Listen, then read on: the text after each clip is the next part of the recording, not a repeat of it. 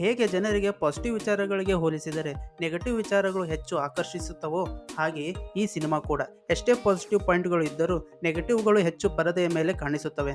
ಆದರೆ ಚಿತ್ರದ ವೇಗದ ಸ್ಟೋರಿ ಟೆಲ್ಲಿಂಗ್ ನಿಮಗೆ ಸೆಳೆತವಾಗಿ ಬಿಟ್ಟು ಅದನ್ನು ತುಂಬ ಬುದ್ಧಿಮತ್ತೆಯಿಂದ ಎಡಿಟ್ ಮಾಡಲಾಗಿದೆ. ಹಾಯ್ ಹಲೋ ನಮಸ್ತೆ, ನೀವು ನೋಡುತ್ತಿರುವುದು ಸಿನಿಮಾ ವಿತ್ ಪವನ್, ಮಾತನಾಡುತ್ತಿರುವುದು ನಿಮ್ಮ ಪವನ್. ನನ್ನ ಕಂಟೆಂಟ್ ಇಷ್ಟವಾದರೆ ನನ್ನ ಚಾನಲ್ನ ಸಬ್ಸ್ಕ್ರೈಬ್ ಮಾಡಿರಿ. ಈ ಗೇಮ್ ಚೇಂಜರ್ ಸಿನಿಮಾ ವಂಡರ್ ಮಾಡಿದೆಯಾ ಅಥವಾ ಪೂರ್ಣ ಗೇಮ್ ಓವರ್ ಆಗಿದೆಯಾ ಎಂಬುದನ್ನು ನೋಡೋಣ. ಈ ಕಥೆಯನ್ನು ಎಲ್ಲಿಂದ ಪ್ರಾರಂಭಿಸಬೇಕೆಂಬುದು ಗೊತ್ತಾಗುವುದಿಲ್ಲ. ಅದು ಒಂದಷ್ಟು ಗೊಂದಲದ ಮಂಡಕ್ಕಿ ಗಿರ್ಮಿಟ್ ಆಗಿ ತಿರುಗಿಸಿ ನಿಮಗೆ ಬಡಿಸಿದಂತಿದೆ. ಈ ಗಿರ್ಮಿಟ್ ಚೆನ್ನಾಗಿದೆಯೋ ಇಲ್ಲವೋ ತಿಳಿಯಲು ಕಷ್ಟ. ಹಾಗಾದರೂ ಕಥೆಯನ್ನು ಶಾರ್ಟ್ ಆಗಿ ಸ್ಪಾಯ್ಲರ್ಗಳಿಲ್ಲದೆ ಹೇಳ್ತೀನಿ. ಕಥೆಯ ಸಾರ: ರಾಮ್ ಎಂಬುವವನು IAS ಅಧಿಕಾರಿಯಾಗಿ ತನ್ನ ಜಿಲ್ಲೆಯಲ್ಲಿ ನಡೆಯುವ ಎಲ್ಲ ಅಕ್ರಮಗಳನ್ನು ತಾನೇ ನಿಲ್ಲಿಸುತ್ತಾನೆ. ಆದರೆ ಇವನಿಗೆ ಮದುವೆ ಎಂದರೆ ಇಷ್ಟವಿಲ್ಲ, ಏಕೆಂದರೆ ಇವನು ದೀಪಿಕಳನ್ನು ಪ್ರೀತಿಸುತ್ತಾನೆ. ಅವಳಿಗೆ ಇವನು ಮೊದಲಿಗೆ ಇಷ್ಟವಿಲ್ಲದಿದ್ದರೂ ಆಕೆಯ ಹೃದಯದಲ್ಲಿ ಇವನ ಮೇಲೆ ಪ್ರೀತಿ ಇರುತ್ತದೆ.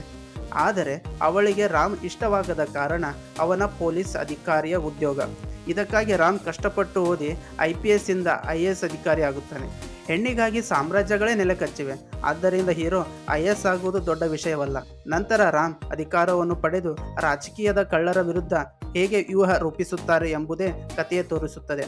ಅವನನ್ನು ಅಧಿಕಾರದಿಂದ ತೆಗೆದುಹಾಕಲು ರಾಜಕಾರಣಿಗಳು ಯತ್ನಿಸುತ್ತಾರೆ. ಆದರೆ ರಾಮ್ ಅಧಿಕಾರವನ್ನು ಪಡೆಯದೆ ನೇರವಾಗಿ ರಾಜ್ಯದ ಮುಖ್ಯಮಂತ್ರಿಯಾಗುತ್ತಾರೆ.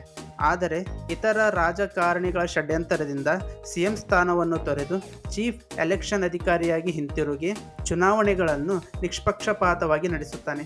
ಇದು ಈ ಚಿತ್ರದ ಸಂಕೀರ್ಣ ಕತೆ. ಪಾಸಿಟಿವ್ಗಳು: ಕಥೆಯಲ್ಲಿ ವಿಲನ್ ಪಾತ್ರ ಚಿತ್ರದ ಸಂಪೂರ್ಣ ಶೋವನ್ನೇ ಕದ್ದಂತಿದೆ. ಜೊತೆಗೆ ರಾಮ್ ಚರಣ್ ಅವರ ಡ್ಯುಯಲ್ ರೋಲ್ಗಳು ಪ್ರೇಕ್ಷಕರಲ್ಲಿ ಚಪ್ಪಾಳೆಗಳು ಮತ್ತು ವಿಸಲ್ಗಳನ್ನೇ ಹುಟ್ಟಿಸುತ್ತವೆ. ಕಥೆಯ ಈ ಚಿತ್ರದ ದೊಡ್ಡ ಪ್ಲಸ್ ಪಾಯಿಂಟ್. ಆದರೆ ಕೆಲವು ಸಂದರ್ಭಗಳು ಅದು ಈ ಚಿತ್ರದ ಮೈನಸ್ ಕೂಡ ಆಗಿದೆ. ನೆಗೆಟಿವ್ಗಳು: ಕಥೆಯು ಆರಂಭದಲ್ಲಿ ಎಲ್ಲಿಗೆ ಸಾಗುತ್ತದೆ ಎಂಬುದು ತಿಳಿಯುವುದಿಲ್ಲ. ನಿಖರತೆ ಇಲ್ಲ, ನಿರ್ದಿಷ್ಟತೆ ಇಲ್ಲ, ಮತ್ತು ಕಥೆಯು ಎಲ್ಲಿ ಸಾಗುತ್ತದೆ ಎಂಬುದು ಅರ್ಧ ಗಂಟೆ ತೆಗೆದುಕೊಳ್ಳುತ್ತದೆ. ಈ ಮೊದಲ 30 ನಿಮಿಷವೇ ಚಿತ್ರದ ದೊಡ್ಡ ಮೈನಸ್ ಪಾಯಿಂಟ್.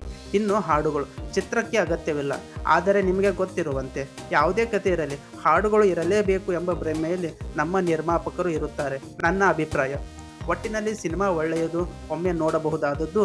ವಿಶೇಷವಾಗಿ ನೀವು ಟಿಪಿಕಲ್ ತೆಲುಗು ಚಿತ್ರ ಪ್ರೇಮಿಗಳಾಗಿದ್ದರೆ ಇದು ನಿಮಗಾಗಿ ದೊಡ್ಡ ಆಹ್ಲಾದ. ಸೊ ಇನ್ನೊಂದು ವಿಮರ್ಶೆಯೊಂದಿಗೆ ಮತ್ತೆ ಭೇಟಿಯಾಗುತ್ತೇನೆ. ಅಲ್ಲಿವರೆಗೂ ಟೇಕ್ ಕೇರ್.